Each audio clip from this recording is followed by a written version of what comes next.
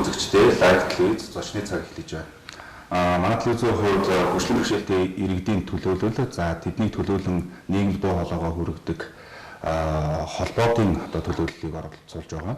Тэгэхээр энэ удаад бид тэрэгэнцэртэй иргэдийн үндэсний холбооны тэргүүн чулуун долгор хичээгээ студиудаа урьж авчирсан байна. Таны өглөөний мэндийг хүргье. За, өглөөний мэнд хүргье. Бас телевиз үзэгчдтэй ч гэсэн өглөөний мэнд хүргье.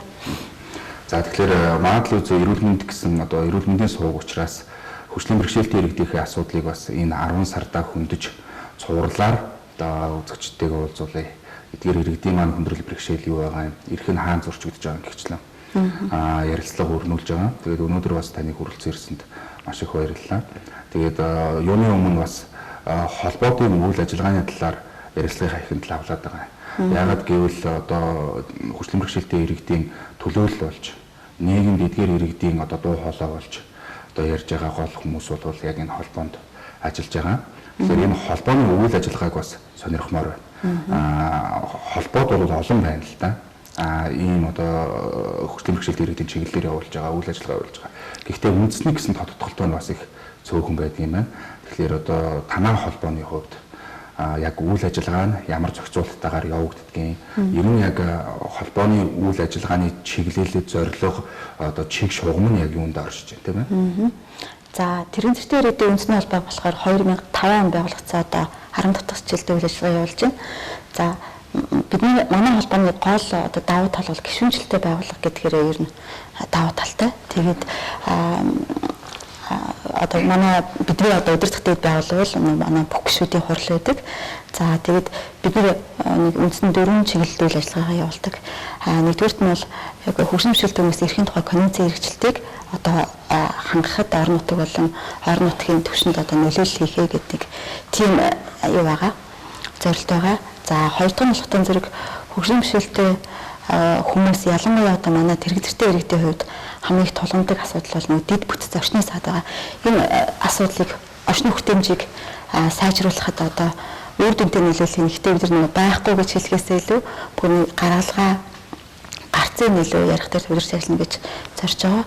За, 3 дахь үндсэн хэсэг маань хөгжим бэрхшээлтэй эмэгтэйчүүдийн эрүүл мэндийн үйлчлэгээ авах хэрэгтэй дундаа яг нөхөрч эрүүл мэндийн үйлчлэгээний хүртээмж чанарыг тэдгээр хүмүүст хөгжим бэрхшээлтэй эмэгтэйчүүд хүртээмжтэй болгох чиглэлээр бас сүүлийн яг 3 жил дагнаж ажиллаж байна. За, тэгээд дээрээс нь дөрөвдөх нь бол яг гишүүд чиглэсэн үйл ажиллагааг бид нар гишүүдээ идэвхжүүлэх, тэдний хэлбэрэлтийг дэмжих нэг юм 4 үйл ажиллагаануудыг хэрэгжүүлдэг. Яг энэ 4 хэсгийн хүрээнд холбооны үйл ажиллагаа хэрэгждэг байгаа. Тэгэхээр аль ч холбооны гол зорилго бол эрхийг хамгаалах. Үндсэндээ тийм. Үндсэндээ ер нь гол чиг шугам бол эрх хамгаалагчтай. Тэгэхээр тэрэгцэртэй иргэдийн эрх хаана илүүтэйгээр их зөрчигдөж байна. Бэрхшээлийн онцлогоос хамаарат мэдээ сонслын бэрхшээлтэй хүмүүс бол мэдээлэл авах эрх зөрчигддөг гэдэг бол тэрэгцэртэй иргэдийн хувьд бол ерөөсөө л орчны саад нийгмийн оролцоонд яг нэг бусад хүмүүстэй адилхан би танай телевиз дээр ч гэсэн нийтийн тээвэр ашиглаад ирж чадахгүй заавал таксигаар ирж байгаа тий. Яг ийм нөгөө эрх хөдөл зөрчигдөж байгаа юм л та. Нийгэмд оролцоход орчин нь өөрөө саадтай байгаа учраас бид нэр яг бусдын адил байж чадахгүй байна л гэдэг энэ асуудлыг яриад байгаа.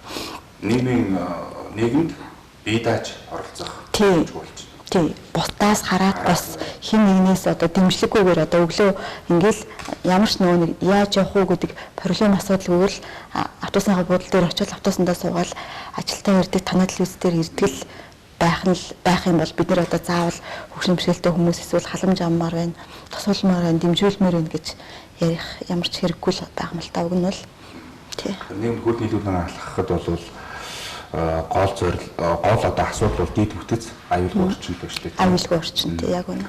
Дэд бүтцийн асуудал хизээнээс л асуудал байсаар ирсэн. Хизээ ирэн сайжрах юм бол та бүхэн 2005 оноос хойш 15 жил бас энэ холбоо үйл ажиллагаагаа явуулж байна. Энэ бол зогсолтгүйгээр л энэ асуудлыг ярьж байгаа тийм ээ. Энэ дэд бүтцийг шийдэж өгөөч. Тэрэгцэртэй иргэд маань өөрснөө бие даан нийгмийн үйл ажиллагаанд оролцох боломжийг хангаж өгөөч. Хангагдсан зүйл юусаа алга байна. Таны би зүгээр танаас асууя л да. Та Улаанбаатар хотод тий хүссэн газар руу гооч гэдэг юм. Эсвэл нэг бол та Улаанбаатар хотын аль нэг хэсгийг тэрэгцэртэй иргэдийг аюулгүй тухтай өөрийнхөө бие даан зорчих боломжтой гэж тодорхойлвол тийм газар байна уу юу? Одоо яг нэг юм байгууллага дотор орчих, нэг байгууламж дотор орчихвол нэг саадгүй яваад байгаа юм. Тий одоо жишээлбэл би тий гудамж талбай бол ер нь баг байхгүй юм да тий маш аюултай. Одоо тэрэн зэрэгтэй хүнд битээ хэл одоо та нар ч гэсэн хэцүү байгаа тий хизээч ингэж гой хуталтай явж чадахгүй л байгаа. Тэгэхээр цэвэрхэн хуталтай явж чадахгүй л байгаа. Тэгэхээр охид бүсгүүчүүд маань ч гэсэн одоо ингээд дөпөлтэйгээ ингээд хотынхаа гудамжаар 5 дахьтаа алхаж чадахгүй байгаа шүү дээ. Тэгэхээр энэ явганы зам асуудал бол маш хүндэл байна л та. Тэгэхээр ер нь бол нэг аливаа бүтээн байгуулалтыг хийхдээ олон улсын байгууллагууд гадны улс орнууд юу гэж одоо нэг зарчим баримталдаг вэ гэхээр хөгжлийн бэрхшээлтэй хүн энэ замаар ингээд саадгүй аюулгүй явж байгаа юм бол нийгмийн бусад бүлгийн иргэд аюулгүй явна л гэж үздэг. Тийм учраас нөгөө барилга хүлээж авах комисс, зам хүлээж авах комисстэй хөгжлийн бэрхшээлтэй иргэдийн төлөөллийг оролцуулдаг.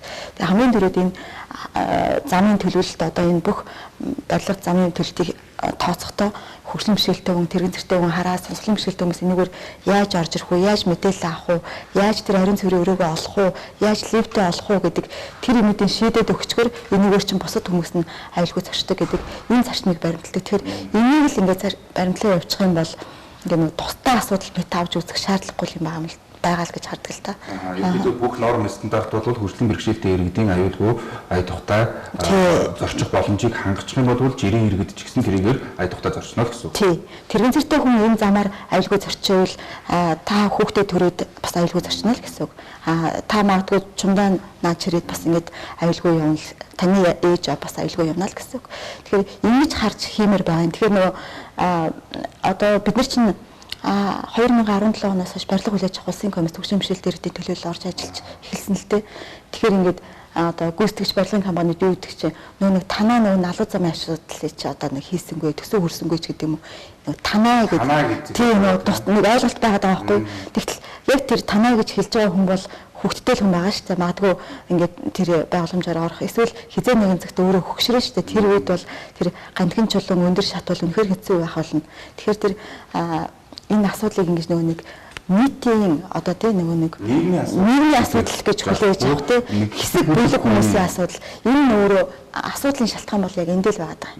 За энэ асуудал одоо нөгөө нэг тэрэн зэрэгтэй иргэд хэдий цөөхөн хэдэн хүн байдгийг манай дүүрэгт одоо цөөхөн байд юм а бид нар хүрээд ирэхээр өргөд оруулж ийж гэдэг юм уу тэгж хэлжсэн байгууллагын дарга хүртэл байгаа л да одоо орц гарцын асуудлыг шийдээч гэх тэгэхээр энэ анчин зөвхөн нөгөө тэрэнцтэй хүмүүсийн асуудал биш ээ тий. Нийгмийн асуудал юм шүү гэдэг энэ ойлголт хандлагыг бүх газар бүх хүмүүсээр нь өөртөө шингэмэр юм шиг байгаа.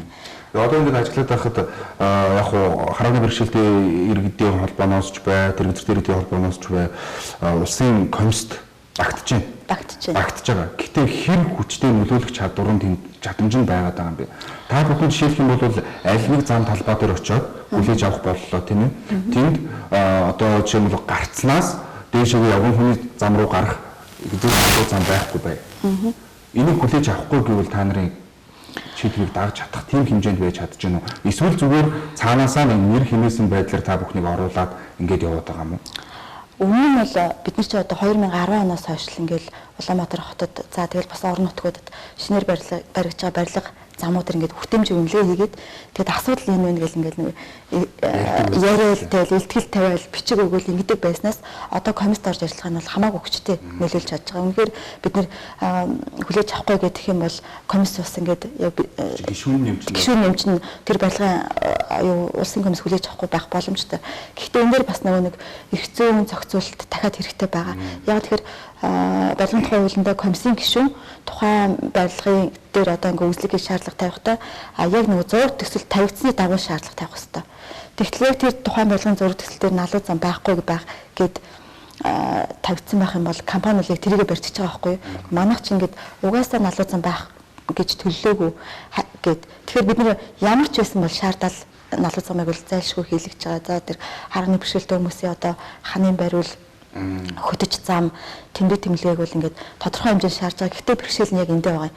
Үнэхээр за ариун цэврийн өрөө бол одоо үйлчлэгээний байгууллага дээр бүх одоо хэсэгт нь зайлшгүй хөгжим бэрхшээлтэй үйлчлэг авах боломжтой ариун цэврийн өрөө байх хэрэгтэй гэхээр л үгүй манай доод давхарт байгаа штэ үгүй бид нөгөө нэг тэндээ хийцэн юм чинь тийшээ л орно штэ нэг тэнцтэй ордоо штэ гэл тэгээд манай зураг төсөл төр угаасаа байхгүй бид нар ингээд нэг харин ч одоо нэг хийцэн байна гэл нэг ийм нэг асуудал байгаа юм л да. Тэгэхээр зураг төсөл зурхаас ахуулаад тэр зураг төслийг батлаад техник эдийн засгийн үндэслэлийг анхаас тембрийг одоо шалгаруулахаас ахуулаад энэ асуудлыг хоригдуулахгүй явах нь аюул чухал байна. Зам талбайд энэ бүтэц зураг бол үнэхээр хүнд байгааг мэдж байна. Гол нь үйлчилгээ авах бас их хүндрэлтэй байгаад байна шүү дээ. Албан байгууллагууд, ялангуяа төрийн үйлчилгээ. Төрийн үйлчилгээг бол иргэн бүр чөлөөтөө авах эрхэм байгаад байна. Гэхдээ тэр одоо хөгжлийн бэрхшээлтэй иргэдэд бол тэр эрх хаалттай болчиход байна шүү дээ. Одоо наад захын жишээд бол нөгөө эрүүл мэндийн анхан шатны тусламж үйлчилгээ, төрийн байгууллагын анхан шатны тусламж үйлчилгээ авах ёстой.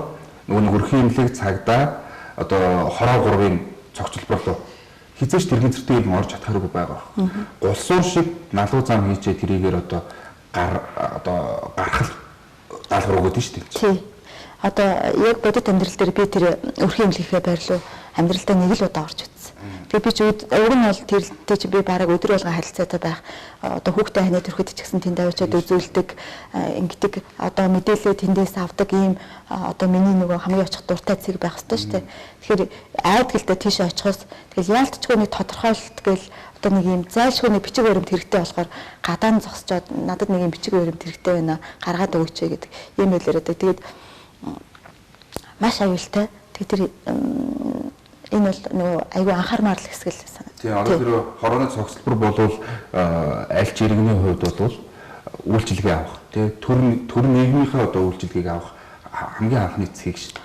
Тиймд одоо үйлчилгээ авч чадахгүй байгаа юм чинь дараагийн шатлалын байгууллагууд төр чинь юу ярьж хэлээд тийм ээ. Хүчээр хийлэлд өртсөн тий одоо стресстэй байгаа, асуудалтай байгаа янз янзын хүмүүс тийш очих хэвээр өндөр настай хүмүүс тий халамж үйлчилгээ авах хэвээр биеийн нөвцөн сул дорой биетэй хүмүүс гэхээр тэгээд тэр нь өөрөө ингээд тодорхойгүй үүсгэнд нь айгүй тодорхойгүй тэгээд хүлээж хизээ ирэхийн ингээл ингээд болоогүй ингээл ингээд хаалгаа аждаг та хүлээж гэж хаалгаа аждаг тий одоо манай ээж ч гэсэн ингээд нөгөө нэг охин нэг амандаа л юм хэлчихлээ тэгээд ингээд аа ингээд гисэн чинь та дугаа хаалгаа гэд ингээд хэлчлээ гэж байгаа байхгүй юу.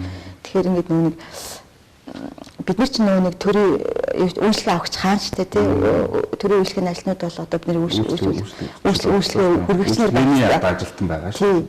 Тэгэхээр энэ дээр бас яа харахгүй ажиглагддаг л та.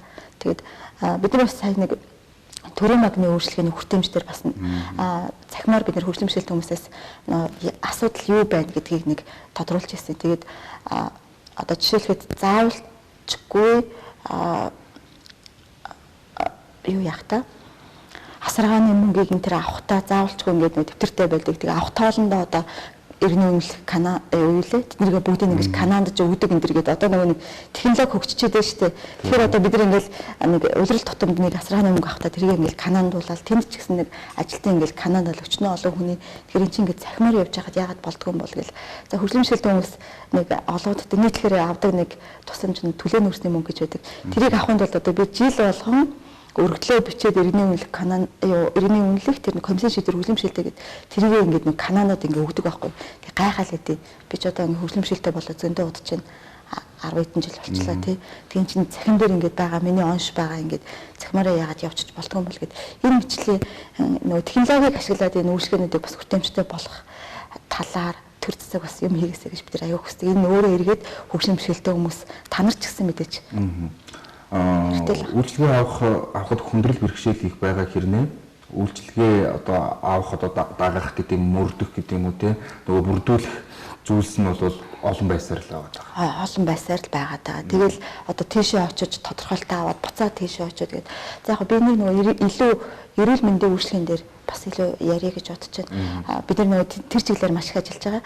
Тэгээд жишээлхэд одоо хөгжлийн бэрхшээлтэй хүн эмэгтэй жирэмсэн боллоо гэхэд тэрэн зэртэй эмэгтэй жирэмсэн боллоо гэхэд шинжилгээгээ бүгдүүлээд хяналтанд орё гэхэд 3 давхарт ороод цэжний зураг авахлаад 2 давхарт ороод бас би авах юм өгөөд 1 давхарт ороод тим юм өгөөд гэд ингээ явах чинь маш аюултай. Дээрээс нь цаг тэгээд нөгөө тэнд ингээ удаан суухад тэр дотор ингээ нөгөө ариун цэврийн өрөө байхгүй тэрэн зэртэй хүн ашиглах боломжтой ариун цэврийн өрөө байхгүй ингээд маш бэрхшээлтэй байдаг. Тэгэхээр энэ бүх процедурээс болоод нөгөө хөгжлийн бэрхшээлтэй хүмүүс хамгийн их эрүүл мэндийн үйлчлэгэнд хамрагддаг гэж хүмүүс боддог боловч хамгийн их тэрүүгээр үйлчлүүлж чаддгүй юм бол хөгжлийн бэрхшээлтэй хүмүүс л байгаа. Өчигдөр би бас нэг харааны бэрхшээлтийн ирээдүйн холбоо үндэсний холбооны төлөөлөлтөд ярилцсан. Тэгээд ер нь бол ингээд та бүхний ярианаас сонсож байхад за яг хувийн хөвшил болиё гэж бодоход төрийн одоо үйлчилгээ үзүүлдэг шатны одоо арай томхон байгууллагууд байж болно. Угтах үйлчилгээ гэж зайлшгүй байх хэрэгтэй байна уу? Заалшгүй байх хэрэгтэй. Одоо бол угтах үйлчилгээ гэсэн зүйл ер нь байхгүй үстэй. Бага одоо жишээлхэд гэмтлийн эмнэлэг жишээлхэд угтах үйлчилгээтэй юм байлээ тий. Би саяхан очиход ингээд та яг яах гэсэн юм бэ? Хаашаа хандах юм бэ гэд. Тэр чинь нөгөө гэмтлийн эмнэлэг чи өөрөө ч байгууламж нь ойлгомжгүй байхад айгүй дэмтэй байгаа юм чинь яатсан сандарсан энэ төр явж байгаа тий. Тэгвэл одоо гэмтлийн эмнэлэг дээр хэрэгжиж болоод байгаа юм чинь бусад газрууд байх ёстой тийм үү? Тий. Ингээд одоо харааны бэрхшээлтэй хүн ороод ирэхэд ингээд яагаад за яг та яах гэсэн. За ингээд бичиг баримтан дээр нь туслаад тэгээд ирэх юм бол за бүр ингээд одоо ярьдаг програмаар ингээд дэлгэцээ одоо харааны бэрхшээлтэй хүмүүс зориулсан тий. Дэлгэц уншигч гээл ингээд технологиуд байгаа л да. Тэрийг бий болгох юм гэхэд хүний нөөцийн асуудлаар ингээд байгууллагууд өөрсдөө шийдэх бүрэн боломж байгаа. Энэ дээр ямар нэгэн нэмэлт төсөв шаардахгүйгээр тий. Тэгэх юм бол харааны бэрхшээлтэй банкар ороод ирлээ хүлээж авлаа. За та яг яах гэсэн юм бэ? Тийм үйлчлэг авах гэсэн юм. За тэгвэл би таны бичиг баримтыг аваад гээ та энэ анкетыг бүгэл чадахгүй бол би таны өмнөөс бүглөөд өгье гэл ингээл явчихтал. Хөтөнч манд би бас угтах үйлчлэг хэрэгтэй шүү дээ тий. Өнөөдөр үнэхээр одоо тэр дотоод байгууллагын хувьд зураг төсөлн ч гэсэн боломжгүй байдгийн болвол нэг одоо тусдаа мэрэгжилтэн гаргаж өгөөд тэдгээр хүмүүс маань хөгжлийн бэрхшээлтэй иргэдтэйгээ тулж ажиллаад аль одоо хэдэн номерын тийшээ явах нь эсвэл ойр зур бичиг баримт авах бол тэрийг нь дөхүүлээд өгдөг тийм ээ. Ийм одоо угтах үйлчлэгийг л нэвтрүүлэх зайлшгүй шаардлага байгаа юм болов уу гэж харагдаад байна л да. Тэр энэ бол бүх тал дээрээ ч гэсэн одоо нэг ахиц болох юм болов уу? Иргэдийн хувьд ч гэсэн. Тий, одоо өндөр наснууд ч гэсэн хэрэгтэй шүү дээ. Өндөр наснууд ч гэсэн хэрэгтэй болж байна. Нэг учраа олгүй анх удаага одоо яг тухайн байгууллагаар үйлчлэг авч байгаа юм чинь нэг барц дээр ойлгоодгүй. Тэгэхээр яг тэн дээр нь л тусламж хэрэгтэй байдаг. Хувийн хвшлийн байгууллагууд бол байгаад байна л да. Зарим нь одоо нэр бүхий одоо банкнуудын хувьд ч юм уу тий. Өгтөж аваад ингээ бүх ажлыг зохицуулаад өгдөг. Энэ бол төрийн одоо байгууллагууд төрийн үйлчлэгэнд нэвтрэх зайлшгүй шаардлага байгаа нь харагдаад байна шүү дээ. Ялангуяа эмнэлгүүдэд бол зайлшгүй хэрэгтэй. Эмнэлгүүдэд хэрэгтэй байна. За тэгээд нөгөө дүүргийн одоо тамгын газрын байрууд ч гэсэн ер нь хэрэгтэй байгаа нь ажиглагдаад байгаа. За одоо хоёулаа сайн дэд үтсийн асуудлыг хөндлөөд одоо үйлчилгээ авахад ямар бэрхшээлүүд байдгийг бас хөндлөө. Тэгээд миний бас нэг сонирхож асуугаад та одоо холбооноос жишээлх юм бол хөөцөлдөж байгаа зүйл нь юу байд юм бол сонирхох гэдэг зүйл нийтийн тээвэр байна л да. Нийтийн тээвэр өнөөдөр бол тэрнцтэй иргэл зорж байхад үнэхээр хаалттай байна шүү дээ. Та ч гэсэн сайн яриад дурдлаа шүү дээ. Хизээч одоо автобусаар гэрээсээ ажлаас эсвэл хөөцөлдөх алтан байгууллага руу очих боломж байхгүй гэж. Парк шинжилэлт хийгээл нийтийн тээвэрт парк шинжилтийг хийж давхар автобус хийж гин. За одоо урт одоо залгаа автобус хийлээ. За тэгээд одоо парк шинжилтийг жил ирэх тусам за хотын удирдлагууд солигдох болгондоо ч юм уу. Парк шинжилтийг хийдэг. Гэхдээ хизээч тэргийн зэртэй иргэдийг одоо очоод сайхан хүлээгээд тийм үү ингээд өргөөд оруулаад ингээд аюулгууд тухтаа зорчуулах боломжийг хангаж өгөхгүй байгаад шүү. 16 он хүртэл бид энэ асуудлаар маш хүчтэй явж байсан. Тэгэд зам тээврийн яам өөрөө маш их хаалттай байна. Иргэдийн оролцоо одоо санал хүсэлтийг ялангуяа хөгжлийн бэрхшээлтэй иргэдийн гэвэл ер нь бодлого төлөлтөнд огт оролцуулахгүй байна л да. Одоо барилга хотын байгуулалтын яам бол барилга хотын байгуулалтын яамны сайдын зөвлөлтөд жишээлхэд хөгжлийн бэрхшээлтэй иргэдийн төлөөллийг авч ажилладаг. За тэгээд барилга хотын байгуулалтын яамны дэргэд хөгжлийн бэрхшээлтэй иргэдийн дэд зөвлөл ажилладаг. Тэр нь бас идэвхтэй жил болгон төлөвлөгөөгөө гаргаад ингээд ажилладаг ч юм уу. Тэгэхээр зам тээврийн яам яг юу хийж байгааг бид нар сүүлийн 4 жил бол айгүй хаалттай болсон. За тэгээд нийтийн тээвэр өөрөө ингээд Улаанбаатар хотод нөгөө урт залгаа автобус ч уг нь бол хөгжлийн бэрхшээлтэй хүмүүст хүртээмжтэй зориултын автобус. Тэгтэл тэр нөгөө нэгэн чиглэлд явж байгаа. Тэгэхээр би одоо тэр 5 шараас аюу хүртэл амгалан хүртэл одоо нэг офицеруудын ордоо хүртэл ингээд явах надад ажил байхгүй бол эхлэх зэг төгсөх зэг маань тэн дээр л таарахгүй бол тэгэл ерөөсөө надад хүртээмжтэй биш байгаа байхгүй. Тэгэхээр зам тээврийн яамнаас одоо жилийн тайлан энтрийг харахаар одоо ингээ Улаанбаатар хотын хэмжээнд тэдэн ширхэг хөгжлийн бэрхшээлтэй хүмүүс зориулсан хүртээмжтэй автобус явж байна гэж ойлгож одоо манай холбооны гишүүдээс тэрийг ашиглаж байгаа бараг байхгүй л байгаа. Нийтийн тээврээр өөрчлөж чадчихна. Сууч огт чадахгүй. Одоо гинцнээсээ биш би бараг нэг. Одоо би жишээ нийтийн тээврээр зорчиж байхдаа одоо том уран автобусанд явж байгаад хизээч тэргийн зэртэй хүн тэр автобусанд явж байгааг үзэж байгааг байхгүй. Тий. Маш аюултай нөгөө зориултын биш учраас би хэрэг автобусанд суух бол одоо хэнийг нэг тусламжийг аваад суuna. Тэгээд нөгөө зориултын зай талбай гаргаж өгөөг хүмүүс учраас бусад хүмүүстэй саадтай. Тий. Жирийн иргэд ч гэсэн явхад хүндрэл бэрхшээл гэдэг чинь хүмүүстэй саад үсгээд байдаг. Тий. Тэгэл тэр чинь кондукторууд бас загнаа нөгөө тэрнээсээ үн чи юугаа хийгээд энд бөглөө үсгээд байгаа юм бэ гэл яг яалтчгүй юм. Тэгээд энэ чинь ингээд би өнөө сая хэллээ шүү дээ. Танаа телевиз дээр ирэхэд бол би таксигаар ярьж байна гэд.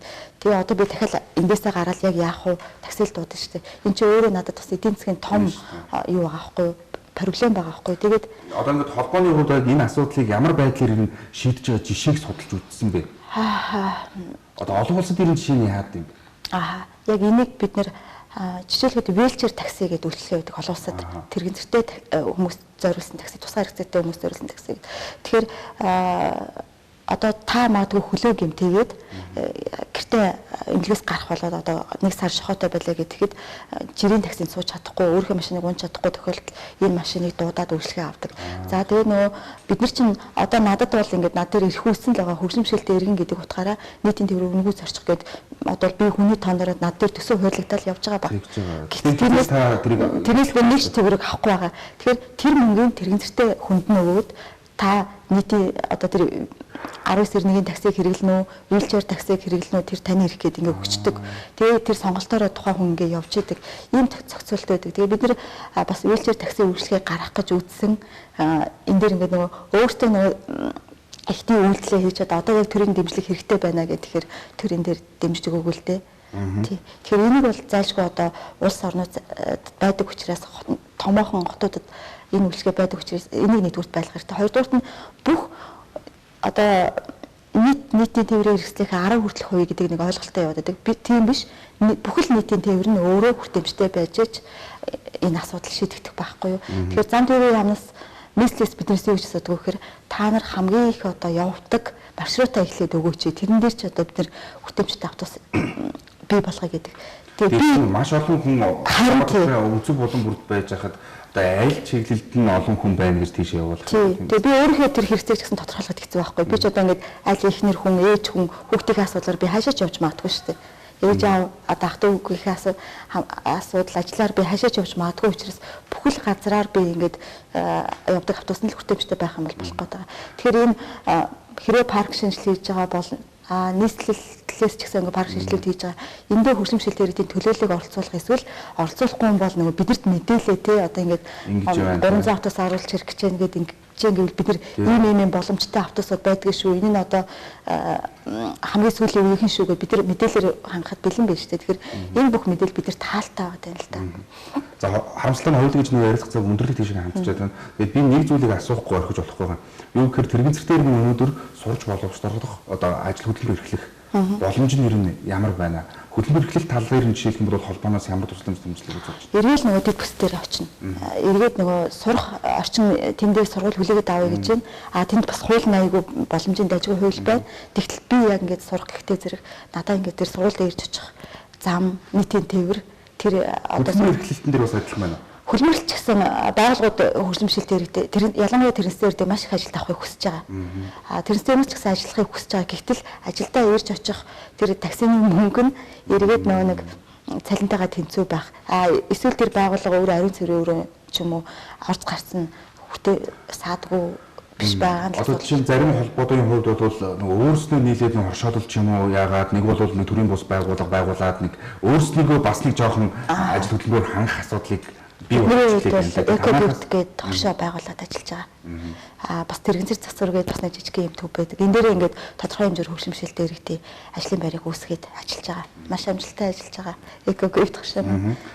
Төгсгөлт нь асууж байгаа. Сүүлийн асуулт энэ юу гэхээр 2005 оноос хойш тэрэгцэртэй иргэдийн үндэсний холбооноос хөөцөлдсөн хийж хэрэгжүүлэхийг зорж байгаа ажлуудаас энэ бүтцэн дээр та бахархалтай хэлж чадах нэг ажил гэж.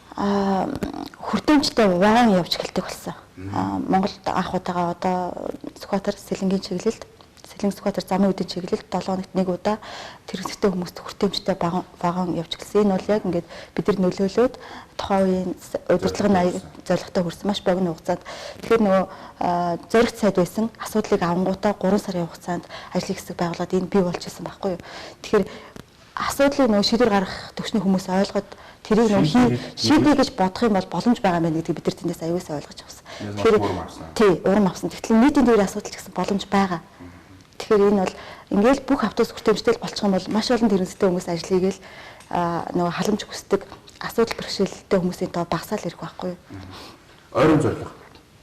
Одоо юуны төлөө одоо энийг шийдье гэж явж байна одоо яг.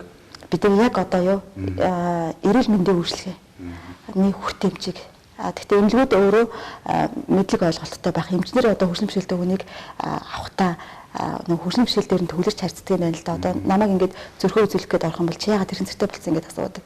Тэр хандлагыг нь бид нар арилгах. Яг тэр чиглэлээр сургалтын модуль боловсруулж байгаа.